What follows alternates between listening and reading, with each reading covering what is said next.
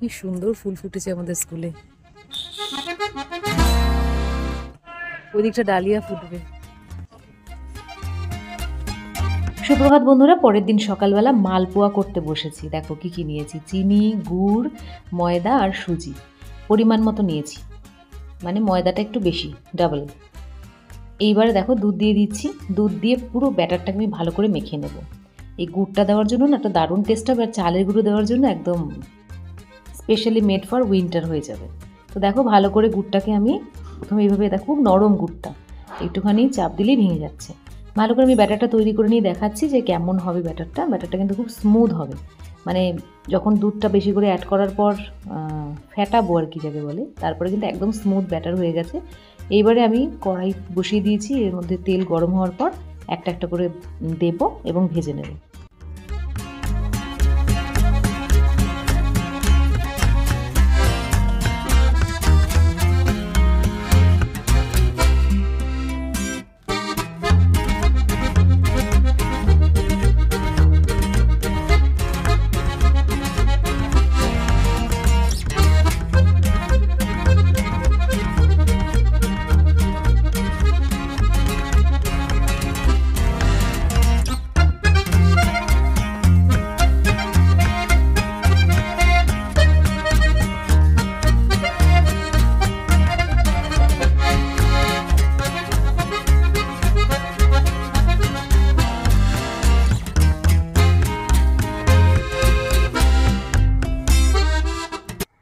বাচ্চাদের ছুটি হয়ে গেল, কাল থেকে এক্সাম স্টার্ট। চিন্তা রয়েছে যতক্ষণ না এক্সামটা শেষ হচ্ছে। সব মোটামুটি কোয়েশ্চেন পেপার বানানো কমপ্লিট, প্রিন্ট আউটও হয়ে গেছে। আর টেনশন আর সেই রকম নেই, ঠিকভাবে সবার এক্সামগুলো হয়ে গেলে শীতকালে অনেকগুলো ব্যাপার যেরকম সুন্দর, যেমন খুব সুন্দর সুন্দর ফুল ফোটে, চারদিকটা কি সুন্দরভাবে সেজে ওঠে। আর একটা খারাপ দিকও আছে আমার জন্য আর কি, খুব বেশি ঠান্ডা পড়ে গেলে না আমি একদম জুবুথুবু হয়ে যাই, আমার নড়তেও ইচ্ছে করে না, চড়তেও ইচ্ছে করে না, তার মধ্যে তো নড়তে চড়তে হবেই, আর তখন আমার প্রচণ্ড কষ্ট হয়।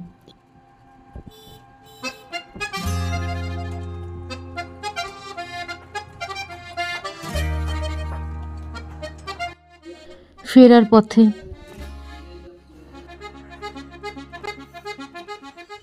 বাড়ি ফিরে বিকেলের আলোতে ফুলগুলো বেশ ভালো লাগছে দেখতে, সুন্দর। বেলা বড় হয়ে গেছে। এমনিতে আমি রাত্রিবেলায় রান্নাগুলো করে রাখি, যেহেতু সকালবেলা স্কুলে যেতে হয়। তবে আজকে কিন্তু আমি সকাল সকাল উঠেই রান্নাটা করছি। কি রান্না করছি দেখো, আজকে করছি তেলাপিয়া মাছ। তেলাপিয়া মাছ প্রথমে ভেজে রেখে দিয়েছি, দেখতে পাচ্ছ। আর এদিকে মশলার মধ্যে পেঁয়াজ, টমেটো, কাঁচা লঙ্কাই মেন। তো এগুলো দিয়ে ভালো করে মশলা কষিয়ে নিয়েছি, গুঁড়ো মশলাও দিয়েছি সাথে। তারপরে দেখো আমি গ্রেভিটা তৈরি হতে আমি এর মধ্যে দিয়ে দিলাম মাছ ভাজাগুলো। তেলাপিয়া মাছ করতে খুবই ইজি, তো এইভাবে করে নিলেই হয়ে যায়। এরপরে দেখো আমি কয়েকটা কড়াইশুঁটি ছাড়িয়ে রাখছি, তাহলে কি হয় 2-3টে রান্নায় দেওয়া যায়। আর এছাড়াও খোসা সমেত রাখলে পরে পচে যায়, অনেক সময় শুকিয়ে যায়। তো সেই জন্য ভালো করে ছাড়িয়ে আমি রেখে দিলাম এক বাটি। আর এই যে বাঁধাকপি কেটে নিয়েছি, তো বুঝতেই পারছো যে বাঁধাকপি দিয়ে কড়াইশুঁটি দিয়ে আমি একটা রান্না করব। তো মাছটা হয়ে গেছে, নামিয়ে রাখলাম, খুব সুন্দর দেখতে লাগছে দেখো। তেলাপিয়া মাছ অনেকে হয়তো খায় না বা ভালোবাসে না, কিন্তু আমার প্রচণ্ডই ভালো লাগে। তো এরপরে আমি বাঁধাকপিটা বসাচ্ছি, কীভাবে করছি একটু দেখিয়ে দিচ্ছি। পেঁয়াজ দিলাম, তারপরে এর মধ্যে তেজপাতা, শুকনো লঙ্কা দিয়েছি। এরপরে পেঁয়াজটাকে একটু ভাজা ভাজা করে নিচ্ছি। ভাজা ভাজা হয়ে যেতে ওই লঙ্কার একটু দিলাম, কাঁচা লঙ্কা শুকনো লঙ্কা মিশিয়ে দিলাম। এবার একটা বাটা মশলা করেছি, যার মধ্যে আদা আছে আর রসুন আছে, আর কিছু নেই। এই দিয়ে আমি আবার একটুখানি নাড়াচাড়া করে নিচ্ছি। এবার একটুখানি নুন দিলাম, হলুদ গুঁড়ো দিলাম, জিরের গুঁড়ো দিলাম, একটু বেশি করে দিলাম জিরের গুঁড়োটা। বাঁধাকপিতে না জিরের গুঁড়োটা একটু বেশি করে দিলে ভালো লাগে, কারণ বাঁধাকপির না নিজস্ব একটা আলাদা স্মেল আছে। আর শীতের শুরুতে যতটা ভালো লাগে, কিন্তু শীতের মাঝখানে না একটুখানি স্মেল বেড়ে যায়। তো তার জন্য পেঁয়াজ দিয়ে জিরের গুঁড়ো দিয়ে ঢাকতে হয় স্মেলটাকে। তো এরপরে বাঁধাকপিগুলো দিয়ে দিলাম, দিয়ে আবার ভালো করে নেড়েচেড়ে নিয়ে আবার একটু মজে গেলে আবার একটু বাঁধাকপি কেটে রাখা আছে সেটা দিলাম, দিয়ে ভালো করে নেড়েচেড়ে ঢেকে রাখলেই আমার গরম মশলা দিয়ে নামালেই হয়ে যাবে বাঁধাকপি রান্না। বন্ধুরা, পরীক্ষার মধ্যে দেখো খাতা দেখা চলছে, পরীক্ষাও চলছে, খাতা দেখাও চলছে। এখন ঠান্ডায় পুরো জমে গেছি, চা করতে যাচ্ছি। অনেকক্ষণ ধরে চা খাবো খাবো করে আর একার জন্য করতে ইচ্ছা করছিল না, তো এখন চা করবো। যাই, চা করতে করতে একটু কথা বলা যাক। কারণ চলো, ও হাত পা পুরো ঠান্ডা বরফের মতো হয়ে গেল। কত ডিগ্রি আজকে কি জানি। তোমাদের বলি আজকে হচ্ছে বুধবার 8 জানুয়ারি কথা বলছি। চায়ে দুধ দিয়ে দিলাম, আর একটু দেব।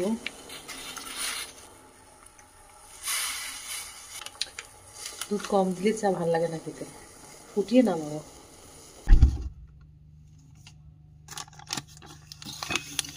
বাকি দুধটা রেখে দিলাম চা করে। সুন্দরভাবে ফুটে গেছে চাটা, এবার নামাবো।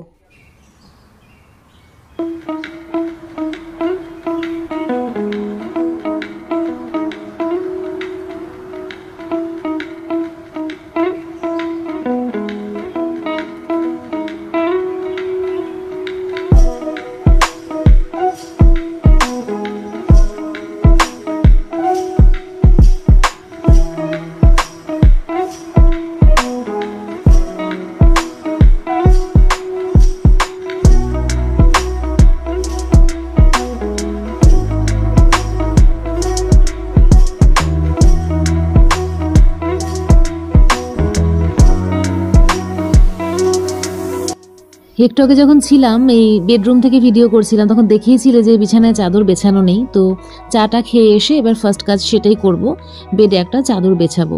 কারণ চাদরটা তুলে দিয়েছি, অনেক দিন হয় চাদরটা পেতেছি এবং নোংরাও হয়ে গেছে বলে তুলে দিলাম। আর মাঝে মাঝে তো চাদর পাল্টাতেই হয়, যতই ঠান্ডা পড়ুক কাচাকুচি তো করতেই হবে, তাই না? আর ঠান্ডার মধ্যে পরিষ্কার পরিচ্ছন্ন চাদর পাতলে একটু ঘুমোতে ভালো লাগে, নাহলে না এমনিতেও বেশি ঠান্ডা লাগে। আমার তো এটাই লাগে। তোমাদের কি কারোর লাগে জানিও। তো এই চাদরটা অনেকদিন বেছাই না, বেড কভারটা। আর এটা মানে ইলাস্টিক দেওয়া, ওই জন্য খুব সুবিধা হয়, মানে বেছানোর পর না আর এদিক ওদিক হড়কে যায় না, আর গিট দেওয়ারও দরকার পড়ে না চার কোণে। তো সেই জন্য এই চাদরগুলো খুব ভালো। তবে আমি একটাই কিনেছি, আমি কিন্তু আর বেশি কিনিনি এই ইলাস্টিক দেওয়া বেড কভার। তবে ইচ্ছে হচ্ছে কি আরও একটা কিনি, তো দেখা যাক এরপরে যখন অনলাইন শপিং করবো একটা কিনে নেবো না হয়। তবে সেরকম ভালো ডিজাইন চোখে না পড়লে কিনতে ইচ্ছে করে না। এটা আমার খুব ভালো লেগেছে, আর এত সুন্দর না, এটা পলি কটন, একদম ফুল কটন নয়। তবে এটা কিন্তু একটু কালার ফেড হয়নি, ভীষণ সুন্দর, এখনও নতুনের মতো লাগে বেছালে। দেখতেই পাচ্ছ কত সুন্দর। তো এই বেড কভারটা বিছিয়ে দিলাম, এছাড়া একটু ঘরটাও ভীষণ ব্রাইট হয়ে যায়, খুব ভালো লাগে দেখতে। আর বালিশের অর্থাৎ পিলো কভারগুলো একটু চেঞ্জ করে দিচ্ছি, সব কিছুই একবারে কেচে দেবো। এই চাদরটাও তুলেছি, বালিশের কভারগুলোও চেঞ্জ করে দিচ্ছি, সব কেচে টেচে আবার ওটা রেখে দেবো ওই সেটটা। আর শীতকালে তো বিছানার মধ্যে এক গাদা জিনিস থাকে, লেপ কাঁথা এই সমস্ত তো থাকবেই, কিছু করার নেই। ব্যাস সুন্দর বেড কভার বিছিয়ে ওপরে বসে পড়লাম। আর আমি তো স্কুল থেকে এসেছি, তাই দেখো লিপস্টিক এখন ওঠানো হয়নি, যাকে ওটা রাতে শোয়ার সময় আমি ওঠাই একবারে, কারণ নারকোল তেল লাগবে এখন ঘষতে, এখন আর টাইম নেই। কারণ এই যে খাতা দেখছি, তার উপরে রান্নাবান্নাও করতে হবে, বিছানাটাও পরিষ্কার করতে হলো, তো সব মিলিয়ে একটুখানি টাইমের অভাব আর কি। অ্যাকচুয়ালি টাইমের অভাব বলবো না, টাইম ম্যানেজমেন্টটা ঠিক করে করি না আলসেমির জন্য। তো ওটাও ঠিক করে নিতে হবে, তাহলে না সময় পাওয়া যাবে সব ক্ষেত্রে। তবে আমি অনেক সময় টাইম ম্যানেজমেন্টের জন্য কিছু রুটিন করে দেখেছি, মানে ধরো এমনভাবে রুটিন করলাম যে পরপর আমি কিছু কাজ করব, আমার ইচ্ছে হোক না হোক ওই সময় করবই। আমি দেখেছি তাতে না আমার আর শরীর দেয় না, মাঝে মাঝে রেস্টের দরকার হয়, তখন কী হয় সব কাজই আমার পণ্ড হয়ে যায়। এই কারণে না আমি রুটিন করে খুব একটা কাজ করতে পারি না। সেই জন্য যখন আমার শরীর ভালো লাগে না আমি কাজ করি না, যখন শরীর ভালো লাগে কাজ করি, এটাই আমি মানে ফর্মুলা করে নিয়েছি। তাহলে দেখেছি আমি ওই টাইম ম্যানেজমেন্ট হতে হয়তো একটু অসুবিধা হয়, তবে হ্যাঁ কিছু কিছু কাজ যদি স্কিপ করে দেওয়া যায় তাহলে অসুবিধা হয় না। তোমাদের কি মত জানিও। তো আজকের মতো ভিডিও এখানে শেষ করছি, কারণ খাতাগুলো দেখতে হবে, আজকে দেখে নেবো, তাহলে কি হবে কাজটা কমে যাবে আমার। খাতাগুলো দেখবো প্লাস রান্না করব, অনেক কাজ এখন। চলো ভিডিওটাও এডিট করতে হবে। বাই, আবার দেখা হচ্ছে পরের ভিডিওতে। দাঁড়াও বলাই তো হলো না। সবাই ভীষণ ভালো থেকো, আনন্দ থেকো, ভালোবাসায় থেকো, হাসি মজায় থেকো, আনন্দ উৎসাহে থেকো। Bye, take care, love you all.